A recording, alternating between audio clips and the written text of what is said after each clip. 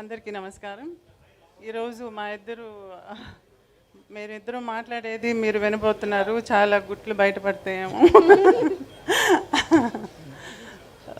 ముందు చాలా ఇన్ఫార్మల్గా చెప్తున్నాను. నేను రాగానే అన్నాను ముందు ఈసారి వాళ్ళు ప్రజెంట్ చేసింది.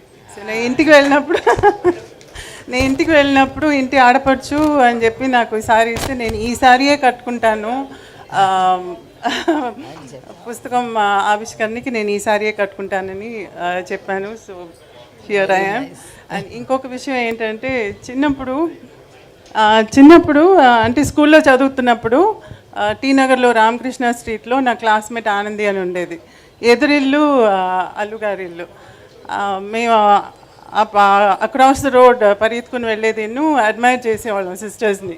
వాళ్ళు చక్కగా సారీ కట్టుకుంటుంటే మేము అప్పుడు ఇంకా స్కర్ట్ అండ్ బ్లౌజ్లో ఉన్నాం అనమాట. సో మెల్లిగా హాఫ్ సారీ నుంచి సారీకి షిఫ్ట్ అవ్వడానికి ఆదుర్తా వాళ్ళని చూసి.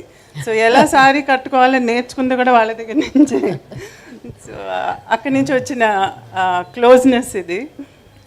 ఎక్కువగా కలవకపోయినా వేరే వేరే ఊర్లైనా స్టిల్ దట్ క్లోజ్నెస్ హార్ట్లో ఇంకా అలాగే ఉంది. So that continued. అండ్ ఒక ఇంట్రొడక్షన్ ఇవ్వాలి నేను, ఎందుకంటే సంజయ్ అన్నారు కదా మేము ఇంటికి వెళ్ళి పిలిచామని.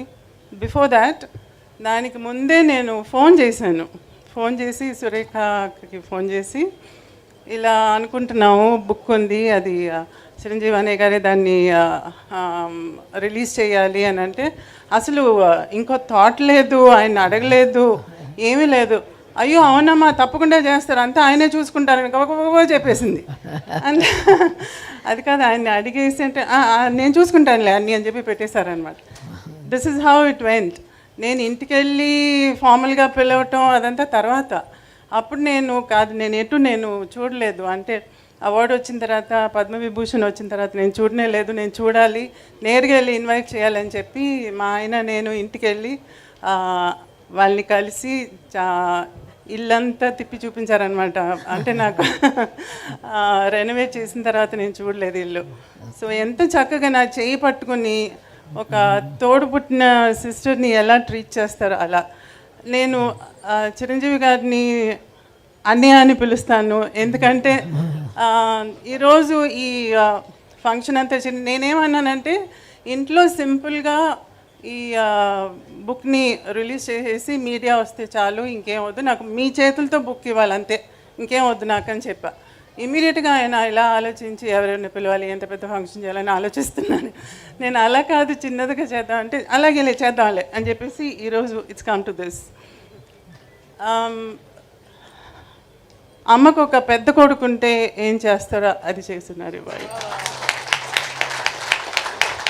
నేను ఎప్పుడు అంటుంటాను తమ్ముడిని, నువ్వు ముందు పుట్టి ఉండకూడదా అని చెప్పి. బికాజ్ మేమిద్దరు కొంచెం ఇన్నసెంట్గా ఉండిపోయాం. We did know how to handle things. అన్నీ చాలా యంగ్ ఏజ్లో జరిగిపోయినాయి. బట్ ఈరోజు ఒక పెద్ద కొడుకుగా ఉండి అమ్మకి ఇలా చేస్తున్నారంటే I don't know what to say.